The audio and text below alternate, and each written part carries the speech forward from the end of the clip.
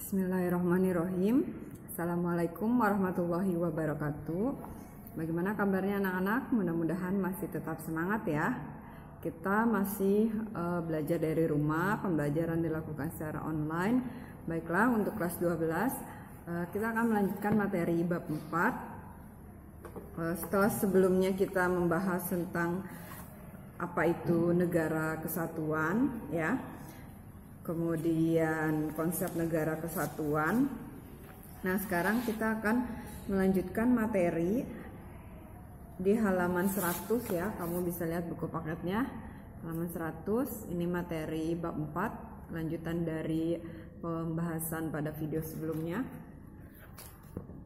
Judulnya Persatuan dan Kesatuan Bangsa Indonesia dari Masa ke Masa. Jadi kita akan bahas bagaimana sih persatuan dan kesatuan yang dialami oleh bangsa Indonesia. Itu dimulai dari masa revolusi kemerdekaan, kemudian dilanjutkan nanti pada masa Republik Indonesia Serikat, kemudian pada masa demokrasi liberal, selanjutnya pada masa Orde Lama, kemudian pada masa Orde Baru, dan terakhir pada masa Reformasi. Nah, sekarang kita akan membahas yang ini ya, yang periode pertama, yaitu Persatuan dan Kesatuan Bangsa Indonesia pada masa Revolusi Kemerdekaan. Kamu sambil lihat juga ya buku paketnya di halaman 100, di situ ada materinya. Periode ini dimulai pada tanggal 8 Agustus 1945 sampai dengan 27 Desember 1949. Nah, itu kan berarti baru Indonesia merdeka ya. Tanggal merdeka tanggal 17 Agustus 1945. Nah, itu disebut pada masa revolusi kemerdekaan gitu. Nah, bagaimanakah Persatuan dan Kesatuan Indonesia pada masa revolusi kemerdekaan? Pada periode ini bentuk negara Republik Indonesia adalah kesatuan. Jadi pada saat baru merdeka, Indonesia negaranya berbentuk kesatuan ya. Dengan bentuk pemerintahan adalah republik. Nah, apa itu bentuk pemerintahan republik? Bentuk pemerintahan republik adalah di mana presiden berkedudukan sebagai kepala negara juga sekaligus sebagai kepala pemerintahan ya. Jadi presiden itu sebagai kepala negara dan sebagai kepala pemerintahan karena bentuknya adalah republik gitu. Beda dengan kerajaan, misalnya berbentuk kerajaan atau monarki, itu kan kepala negaranya itu bisa raja, bisa ratu, bisa sultan. Nah, tapi kepala pemerintahannya itu nanti dijalankan oleh perdana menteri. Tapi kalau Indonesia berbentuk republik, maka kepala negaranya presiden, kepala pemerintahannya juga presiden ya. Intinya kalau republik itu kepala negaranya presiden. Nah, bentuk negara tadi kesatuan ya pada saat Indonesia baru merdeka. Bentuk pemerintahan republik. Sistem pemerintahan itu adalah sistem presidensial. Dalam periode ini yang dipakai sebagai pegangan adalah Undang-Undang Dasar 1945. Nah, itu sebagai konstitusi negara ya, Undang-Undang Dasar 1945. Nah, akan tetapi dalam pelaksanaannya itu belum dapat dijalankan secara murni dan konsekuen. Kenapa? Karena bangsa Indonesia itu baru merdeka, baru saja memproklamasikan kemerdekaannya. Jadi pada waktu itu semua kekuatan negara difokuskan pada upaya mempertahankan kemerdekaan yang baru saja diraih dari rongrongan kekuatan asing yang ingin kembali menjajah Indonesia. Nah, jadi memang awal-awal itu yang berlaku adalah konstitusi yang berlaku adalah Undang-Undang Dasar 1945, tapi peraturan atau aturan yang di dalam undang-undang itu belum sepenuhnya dapat dilaksanakan karena Indonesia baru merdeka, jadi belum fokus untuk melaksanakan semua aturan-aturan itu gitu ya. Fokus utamanya adalah bagaimana mempertahankan dulu nih kemerdekaan Indonesia gitu, jangan sampai direbut lagi oleh bangsa lain, jangan sampai Indonesia dijajah lagi oleh bangsa lain gitu ya. Dengan demikian, walaupun Undang-Undang Dasar 1945 tetap berlaku, namun yang baru dapat dibentuk hanya presiden, wakil presiden, menteri, dan gubernur yang merupakan perpanjangan tangan dari pemerintah pusat. Adapun departemen yang dibentuk untuk pertama kali di Indonesia itu ada 12 departemen ya. Kalau sekarang namanya kementerian ya, kayak Kementerian Keuangan, Kementerian Pendidikan, Kementerian Kesehatan gitu. Kalau dulu namanya kan departemen ya, Departemen Pendidikan, Departemen Keuangan. Kemudian provinsi. Provinsi juga pada awal-awal merdeka itu baru 8 wilayah ya. Ada Jawa Barat, Jawa Tengah, Jawa Timur, Sumatera, Borneo itu Kalimantan ya, Sulawesi, Maluku, dan Sunda Kecil. Nah itu, jadi baru 12 departemen dan baru 8 provinsi yang dibentuk. Kondisi di atas didasarkan pada aturan peralihan Undang-Undang Dasar 1945 yang menyatakan bahwa untuk pertama kalinya Presiden dan Wakil Presiden dipilih oleh PPKI. Dengan demikian, tidaklah menyalahi apabila MPR atau DPR RI belum dimanfaatkan, karena pemilihan umum juga belum dapat diselenggarakan gitu. Karena tadi ingat ya, karena Indonesia baru merdeka. Lembaga-lembaga tinggi negara lain yang disebutkan dalam Undang-Undang Dasar seperti MPR, DPR, DPA ya, Dewan Pertimbangan Agung, BPK, Badan Pengawas Keuangan, dan Mahkamah Agung belum dapat diwujudkan sehubungan dengan keadaan darurat dan harus dibentuk berdasarkan undang-undang. Jadi itu sambil berjalan gitu ya, nanti akan dibentuk lembaga-lembaga negara itu. Nah, untuk mengatasi hal tersebut, Undang-Undang Dasar 1945 melalui ketentuan dalam pasal 4 aturan peralihan menyatakan bahwa Majelis Permusyawaratan Rakyat, Dewan Perwakilan Rakyat, dan Dewan Pertimbangan Agung dibentuk menurut Undang-Undang Dasar ini. Segala kekuasaannya dijalankan oleh Presiden dengan bantuan sebuah komite nasional. Nah itu ya. Pasal 4 aturan peralihan Undang-Undang Dasar 1945 secara langsung memberikan kekuasaan yang teramat luas kepada Presiden. Dengan kata lain, kekuasaan Presiden itu meliputi kekuasaan pemerintah negara, eksekutif, yaitu memang wewenangnya Presiden, tapi juga pada waktu itu karena lembaga negara lain belum dibentuk ya, lembaga-lembaga yang lain belum dibentuk, maka seolah-olah Presiden menjalankan semua fungsi lembaga itu. Presiden juga menjalankan kekuasaan MPR dan DPR atau legislatif, serta juga menjalankan tugas DPA gitu. Jadi hampir semua tugas lembaga negara itu dipegang oleh Presiden. Kekuasaan yang teramat besar itu diberikan kepada Presiden hanya untuk sementara waktu supaya penyelenggaraan negara itu dapat berjalan. Oleh karena itu, PPKI dalam Undang-Undang Dasar 1945 mencantumkan 2 ayat tambahan yang menegaskan bahwa dalam 6 bulan sesudah berakhirnya peperangan Asia Timur Raya, Presiden Indonesia mengatur dan menyelenggarakan segala hal yang ditetapkan dalam Undang-Undang Dasar ini. Kedua, dalam 6 bulan setelah Majelis Permusyawaratan Rakyat dibentuk, majelis itu bersidang untuk menetapkan Undang-Undang Dasar. Nah, tapi pasal 4 itu malah dituduh Indonesia itu negara diktator gitu ya oleh Belanda, karena seolah-olah hampir semua kekuasaan negara itu yang megang adalah presiden, yang megang adalah satu orang. Jadi Belanda tuh menuduh Indonesia itu diktator gitu, padahal kan waktu itu karena baru merdeka belum semua lembaga negara itu dapat terbentuk gitu ya. Nah, untuk melawan propaganda Belanda gitu pada dunia internasional, maka pemerintah RI mengeluarkan 3 buah maklumat. Yang pertama, maklumat Presiden nomor X ya, tanggal 16 Oktober 1945 yang menghentikan kekuasaan luar biasa dari Presiden sebelum masa waktunya berakhir. Seharusnya sih berlaku 6 bulan ya. Kemudian maklumat tersebut memberikan kekuasaan MPR dan DPR yang semula dipegang oleh Presiden kepada Komite Nasional Indonesia Pusat gitu. Jadi diberikanlah wewenang itu kepada Komite Nasional Indonesia Pusat sebelum terbentuknya MPR dan DPR. Pada dasarnya sebenarnya sih ini juga penyimpangan ya terhadap ketentuan Undang-Undang Dasar 45. Jadi ini tadi karena Indonesia dituduh diktator ya. Jadi ya udahlah dibentuklah MPR dan Presiden. Padahal itu justru menyalahi Undang-Undang Dasar 1945. Harusnya kan MPR dan DPR itu yang milih adalah rakyat gitu ya, karena wakil rakyat. Nah, berhubung waktu itu kondisinya darurat, akhirnya wewenang MPR dan DPR itu diberikan kepada Komite Nasional Indonesia Pusat, dan Komite Nasional Indonesia Pusat itu yang milih adalah Presiden gitu ya. Yang kedua, maklumat pemerintah tanggal 3 November 1945 tentang pembentukan partai politik yang sebanyak-banyaknya oleh rakyat. Hal ini sebagai akibat dari anggapan pada saat itu ciri demokrasi adalah multipartai, banyak partai. Maklumat tersebut juga sebagai upaya agar dunia barat menilai bahwa Indonesia adalah negara yang menganut asas demokrasi. Maklumat pemerintah tanggal 14 November 1945 intinya mengubah sistem presidensil menjadi parlementer. maklumat tersebut juga menyalahi ketentuan Undang-Undang Dasar 1945 yang menetapkan sebuah pemerintahan presidensil sebagai sistem pemerintah Indonesia. Itu ya. Jadi Indonesia kan berbentuk tadi kan bentuk negaranya kesatuan, sistem pemerintahannya presidensil, bentuk pemerintahannya republik gitu ya. Nah tadi di awal Ibu sampaikan bahwa republik itu kan intinya adalah kepala negaranya dipegang oleh presiden bukan raja.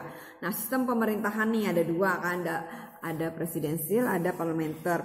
Kalau yang presidensil itu sistem pemerintahan yang menjadi kepala negara dan kepala pemerintahan itu adalah presiden, yaitu sistem presidensil. Jadi yang pengertian tadi itu sebenarnya lebih cocok ke sistem presidensil ya. Kalau parlementer itu kepala negaranya dipegang oleh sistem pemerintahan parlementer ada sistem pemerintahan yang kepala negaranya itu dipegang oleh raja, bisa oleh ratu, bisa oleh sultan, bisa oleh kaisar gitu, dan kepala pemerintahannya dipegang oleh perdana menteri.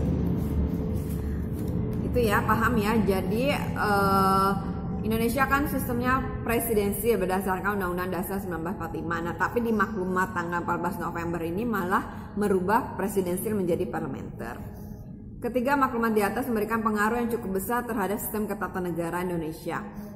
Maklumat pemerintah tanggal 14 November membawa perubahan total dalam sistem pemerintah negara kita. Pada tanggal tersebut, Indonesia memulai kehidupan baru sebagai penganut sistem parlementer. Dengan sistem ini, presiden tidak lagi mempunyai rangkap jabatan. Jadi presiden itu hanya sebagai kepala negara, sedangkan kepala pemerintahannya dipegang oleh perdana menteri. Nah, kalau sistemnya parlementer, kabinet dalam hal ini para menteri ya, kabinet itu para menteri, susunan menteri-menteri itu kalau dalam sistem presidensil kan yang milih itu adalah presiden kan, menteri-menteri itu ya, susunan menteri. Nah, tapi karena sistemnya parlementer, maka menteri-menteri itu yang milih bukan presiden lagi, tapi parlemen. Makanya para menteri itu tidak bertanggung jawab kepada presiden karena bukan presiden yang milih ya.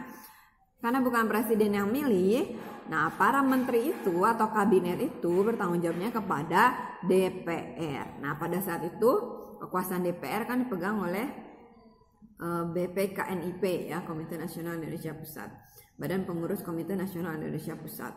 Secara konseptual, perubahan ini diharapkan akan mampu mengakomodasi semua kekuatan yang ada dalam negara ini. Akan tetapi, pada kenyataannya justru sistem ini malah membawa Indonesia ke dalam kondisi yang tidak stabil. Kenapa? Karena dalam sistem parlementer itu sering sekali terjadi gonta-ganti kabinet gitu ya. Jadi kabinet itu dapat dijatuhkan oleh mosi tidak percaya dari DPR. Nah itu ya, sistem pemerintahan parlementer ini nggak berjalan lama. Sistem ini berlaku tanggal 14 November 45 dan berakhir pada tanggal 27 Desember 1949. Jadi cuma sekitar 45, 46, 47, 48, 49, cuma sekitar 5 tahun ya. Dalam rentang waktu itu terjadi beberapa kali pergantian kabinet. Pertama Sultan Syahir, terus diganti lagi kabinet Syahir 2 dan 3. Kabinet Syahir 3 itu bubar. Nah itu justru memancing pertikaian antara Indonesia dan Belanda. Nah akhirnya karena tadi ternyata sistem parlementer itu ternyata nggak cocok ya dengan kondisi Indonesia, akhirnya dibentuk lagi sistem presidensil itu ya. Tanggal 27 Juni 1947 sampai 3 Juli 1947. Tapi itu cuma sebentar juga. Nah, atas desakan dari beberapa partai politik, akhirnya Presiden Soekarno kembali membentuk parlementer. Jadi gini ya, Indonesia baru merdeka, jadi seolah kayak mencari sistem mana nih yang cocok gitu untuk diterapkan di Indonesia. Apakah presidensil? Coba, oh ternyata ada kekurangan, ya udah deh parlementer. Coba, oh ada kekurangan, nanti ganti lagi presidensil gitu ya. Itu sih yang sering gonta-ganti, tapi untuk bentuk pemerintahan itu tetap republik ya. Bentuk negara, nah itu sempat berganti juga, nanti kita bahas ya. Nah apa saja sih kabinet yang dibentuk pada masa parlementer itu? Yang pertama Kabinet Amir Syarifuddin 1. Nah itu 3 Juli 47 sampai 11 November 1947. Itu cuman beberapa bulan aja ya, nggak sampai setahun, cuman dari Juli sampai November. Dibentuk lagi Amir Syarifuddin 2 November 47 sampai Januari 48. Itu juga cuman 3 bulan lah ya, nggak sampai 1 tahun. Nah diganti lagi Kabinet Hatta 1 9 Januari 1948 sampai 4 Agustus 1949. Nah ini lumayan lama nih ya, tapi juga tidak sampai 5 tahun gitu ya, cuma setahun aja. Kabinet Darurat Syarifuddin Prawira Negara Desember 48 sampai Juli 49. Kabinet Hatta 2 4 Agustus 49 sampai 20 Desember 1949. Jadi itu cuma sebentar-sebentar ya dibentuknya. Karena itulah sistem parlementer itu kan boleh mengganti-ganti kabinet sewaktu-waktu gitu ya. Karena yang milih kabinet itu adalah DPR. Kalau DPR nih merasa nggak bener nih kerjanya, udah bisa diganti kapan aja gitu ya. Nah kondisi pemerintah tidak stabil karena kabinet yang dibentuk tidak bertahan lama, serta rombongan kolonial Belanda yang ingin kembali menjajah Indonesia. Kemudian pemberontakan tersebut menambah catatan kelam sejarah bangsa Indonesia dan rakyat makin menderita. Periode NKRI berakhir seiring dengan hasil kesepakatan konferensi meja bundar yang mengubah bentuk negara kita menjadi negara serikat. Nah ini ya, bentuk negara kita sempat berubah dari yang kesatuan menjadi serikat. Itu karena tadi rongrongan dari pemerintah kolonial Belanda. Nah pada periode ini, selain bentuk negara kita juga berubah menjadi serikat, banyak juga gerakan-gerakan separatis. Nah apa itu gerakan separatis? Adalah gerakan yang ingin memisahkan diri dari Negara Kesatuan Republik Indonesia. Apa aja? Ada 2, ada pemberontakan PKI di Madiun tahun 1948 dan gerakan Darul Islam atau Tentara Islam Indonesia atau DITI di Jawa Barat ya. Nah, PKI di Madiun, pemberontakan ini terjadi tanggal 18 September 1948 dipimpin oleh Musso. Tujuannya adalah mengganti dasar negara Pancasila dengan komunis. Ya, jadi Pancasila pengen diganti dengan komunis, itu tujuan dari PKI. Serta ingin mendirikan Soviet Republik Indonesia. Pemberontakan PKI Madiun melakukan aksinya dengan menguasai seluruh keresidenan Pati. PKI juga melakukan pembunuhan dan penculikan secara besar-besaran. Pada tanggal 30 September 1948, pemberontakan PKI akhirnya berhasil ditumpas oleh TNI, dibantu oleh rakyat, ya, dipimpin oleh Kolonel Gatot Subroto, Panglima Divisi H Jawa Tengah bagian Timur, dan Kolonel Sungkono, Panglima Divisi Jawa Timur, mengerahkan kekuatan TNI dan polisi untuk melakukan pengejaran dan pembersihan di daerah-daerah sehingga Musso, pemimpin PKI pada waktu itu, dan Amir Syarifuddin berhasil ditembak mati ya. Jadi itu yang harus kita waspadai. Kan ini tentang bagaimana sih persatuan dan kesatuan Indonesia gitu. Ternyata awal merdeka itu banyak sekali mengalami berbagai ancaman lah gitu istilahnya ya. Udah mah baru merdeka, belum stabil kondisinya, terus Belanda juga pengen menjajah Indonesia lagi, makanya Indonesia nih dibilang nggak demokratis, dibilang diktator. Kemudian akhirnya udahlah Indonesia dirubah aja dari kesatuan menjadi serikat. Justru ini kan bahaya ya kalau Indonesia berbentuk serikat, kan nanti Indonesia ya terbagi-bagi itu wilayahnya, bukan menyatu dalam satu kesatuan gitu. Nah selain pemberontakan PKI, yang kedua yaitu ada gerakan Darul Islam atau Tentara Islam Indonesia ya di Jawa Barat. Pemberontakan DITI di Jawa Barat dipimpin oleh Sekar Maji Marijan atau SM Kartosuwiryo ya. Nah apa kalau DITI ini cita-citanya untuk mendirikan negara Islam Indonesia ya. Cita-citanya mewujudkan NII, Negara Islam Indonesia. Itu diwujudkan mereka proklamasi NII dikumandangkan tanggal 7 Agustus 1949 di desa Cisayong, Jawa Barat ya. Untuk mengatasi pemberontakan yang dilakukan oleh Kartosuwiryo, akhirnya pasukan TNI dan rakyat menggunakan operasi Pagar Betis di Gunung Geber ya.